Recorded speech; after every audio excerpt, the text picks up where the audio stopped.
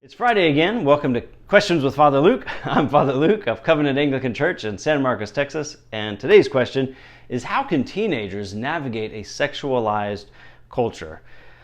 That's a hard thing, right? Our culture is hypersexualized. We have sexual content on TVs and movies and music. And sadly, many people have taken it upon themselves to instruct and influence our children with regard to sex and sexual identity.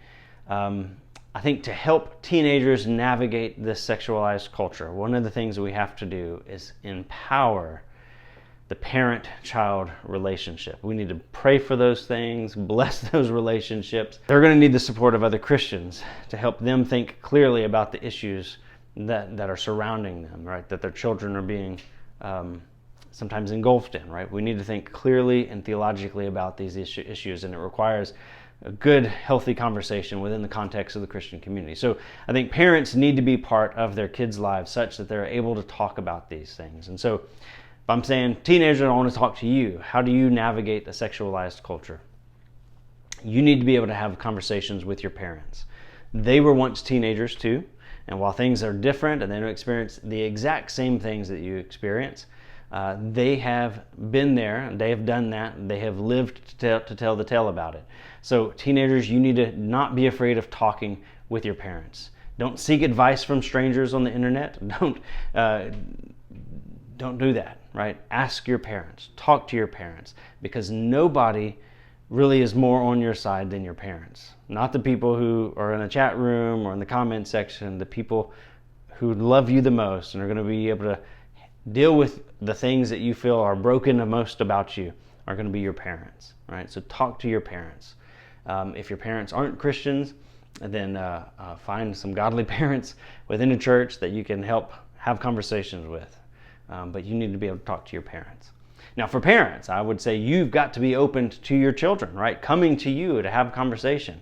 And this is a really tough thing because some of the things that they are exposed to at the ages that they're exposed to them are very different from what you have experienced and what you were exposed to growing up.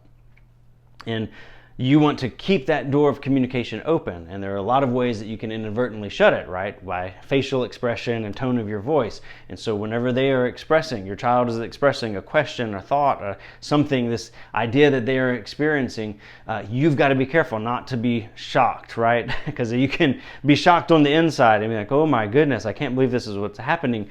But if you demonstrate that on the outside, oftentimes your child is going to receive that as that you think they're weird, or you think this topic is so weird, and it's going to shut them down. They're not going to feel like you want to talk about this, and so they're going to try and respect that or run away from it, use that as an excuse to run away from the conversation. So I would say you need to be open. You need to be open and comfortable hearing from your child, letting them talk to you. But I would say, man, invite them into prayer, right? One of the best things your children can see you do is be somebody who constantly looks to Jesus, constantly points to Jesus and says, this is our hope, this is where we find truth, this is where we find our way when the world is spinning in crazy ways. You've got to create space in your life with your child to talk to them. So in our home, one of the things we do is we have Tuesday night talks. And so we'll pray together as a family, and we'll send all the other kids to bed except for one. So each week we have a different child, and we just spend time with them. We stay up a little bit later. We talk about things. If there are things my wife and I feel like we want to bring up because it's age appropriate, or we see this happening within their sphere, we can bring things up. But we just want to create a space really for them to have a conversation with us, to know that we want to hear from them. So we create a space on Tuesday evenings where we can have one-on-one or two-on-one moments for conversation. Now, obviously life is chaotic and we've got things going on at different times on Tuesdays, and so sometimes it's not as clean as what I just described. Sometimes it's, hey, we're running one of the kids to a practice for something, and in that moment on the car ride, the 20-minute car ride or whatever, we're getting as much conversation in as we can, and we try and make it special.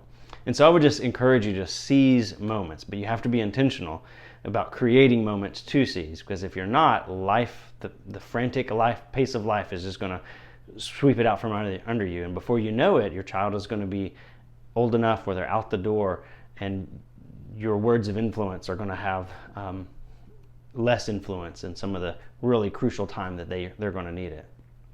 So if you don't have children and you're listening to this, then my encouragement for you is to pray. Pray for teens, pray for the parents that are in your circle of influence, particularly in your church, and create space for parents to come and talk to you.